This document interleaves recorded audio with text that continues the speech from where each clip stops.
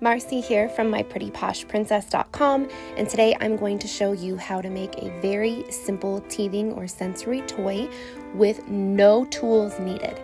We're going to use teethers as shown previously and these really great clips. To make these easy and adorable clips, all you have to do is pull the open loop end through the opening of the teether of choice. Once you have the loop through, take the clip side of the ready-to-go cord, push the clip through the loop that you already threaded through the teether, and pull to secure. It's as easy as that. Don't forget, these are very easy to wash using warm soapy water and air drying. The different benefits of the silicone versus wooden teethers will directly correlate with the current stage of teething. Silicone teethers are soothing on gums, while wood teethers can help pop a tooth through.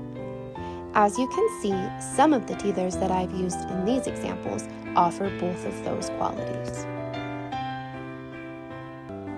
This is a super fun and easy project that all experience levels can do. You can find all of these convenient, ready-to-use passy clips, as well as a large variety of silicone and wood teethers on our website, myprettyposhprincess.com.